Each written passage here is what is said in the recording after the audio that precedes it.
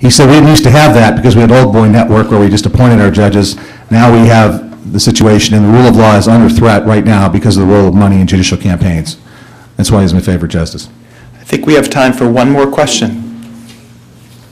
This question is for both of you. The role of the court has traditionally been to act as a check on both the other branches of government and the general populace. How do you think this can be accomplished when the same people that are financing and lobbying for constitutional amendments are also the ones financing judicial campaigns? We'll begin with Judge Russo, please. Well, that's a great question. I think that one of the problems that we have right now is that there have been some suggestions made that maybe we should go to a public finance system.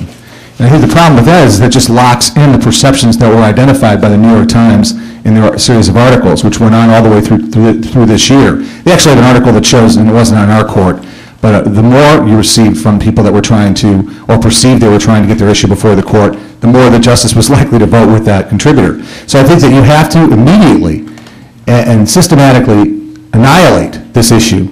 And I've done that by proposing the plan that I proposed.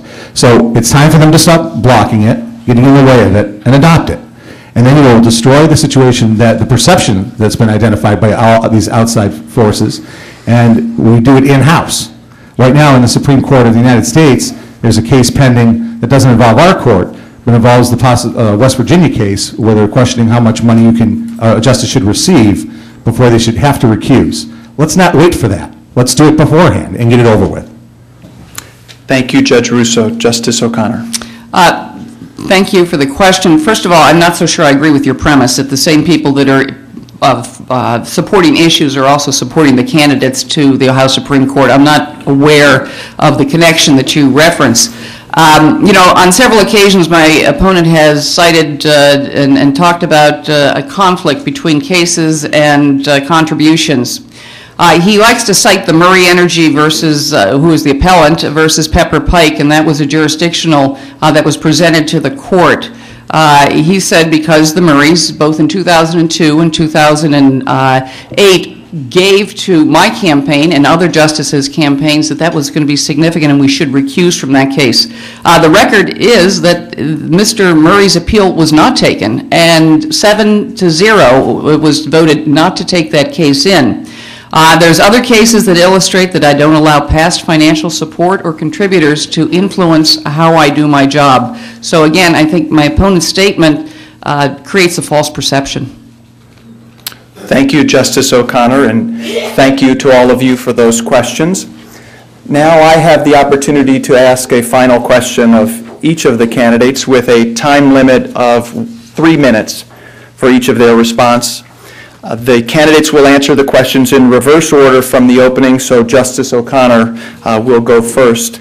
Before I ask the question, I have to give you a little disclaimer. As you know from Mr. Foster's introduction, I was a trial lawyer, which meant I'm used to being asked questions by judges. I don't have much experience in asking them, but here goes. Justice O'Connor and Judge Russo, last year the American Bar Association released a report on the death penalty system in Ohio.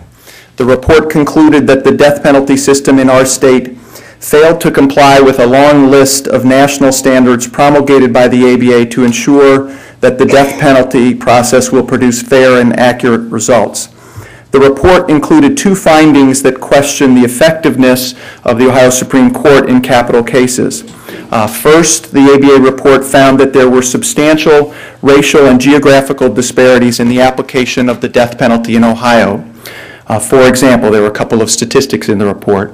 A person who is convicted of murder in Ohio is much more likely to be sentenced to death if the victim was white than if the victim was black.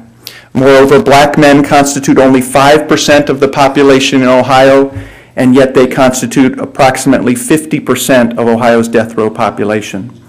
With respect to geographic disparities, the ABA report found that 8% of the defendants charged with capital murder in Cuyahoga County were sentenced to death.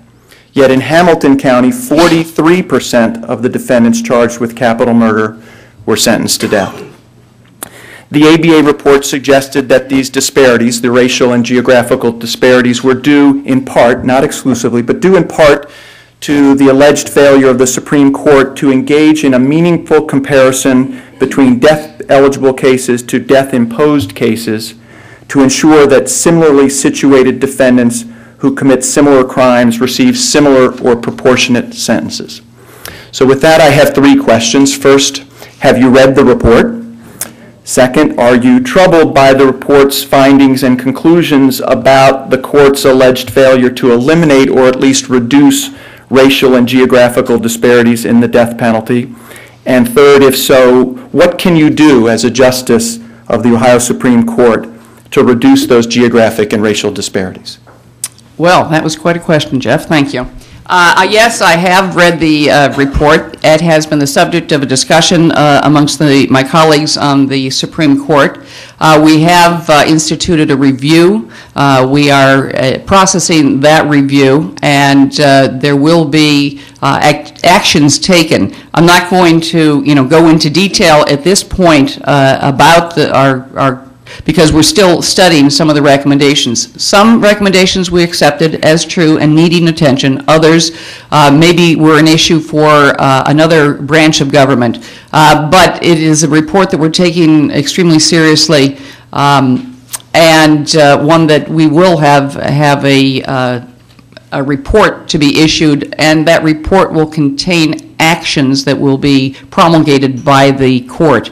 Interestingly, when that report was compiled, I believe that we didn't have the option, as the courts do now, to sentence a defendant to life without parole, where the opportunity previously was the death penalty or not. Now we see a sharp decline in the number of death penalty cases that come before the Ohio Supreme Court. The year before last, we reviewed, I'm thinking, if my memory serves me correctly, 17 or 18 death penalty cases. Last year, we reviewed 5 death penalty cases, so there's a significant drop. I think what that indicates that there's bargaining tools on the table between the prosecuting attorney and the defense counsel. It indicates that juries are opting on more occasions than not to impose the death penalty in their recommendation for the mitigation phase, but to to recommend life without parole. So I think systemically it's being addressed by not having that problem present itself. But I think that doesn't mean that it's not a very worthwhile endeavor to take a look at the report and try to implement changes, because I don't think that it just addresses the death penalty. I think there's inequities in the system across the board, and we need to address that as well. I'd like to close, because I only have a few minutes, probably less than a minute left, by thanking the members of the club and the administration and those here today that have come to listen to this debate. I want to close by saying there's been some allegations that politics matter and that money matters, and I think that's unfortunate, because again that feeds into the perception that the court is somehow tainted and more reform is necessary than actually I think is the fact. I want to close by saying that when I put on my robe to decide a case, I'm not a Democrat and I'm not a Republican. I'm a justice who has sworn an oath to uphold the law and the Constitution of the state of Ohio. Nothing more and certainly nothing less. Thank you very much, ladies and gentlemen.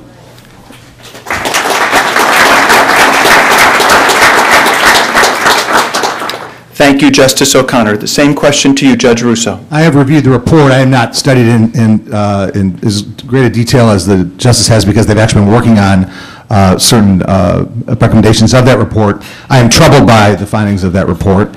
I've handled 7 death penalties. I have 4 pending, so it will be 11 death penalties I'll have handled.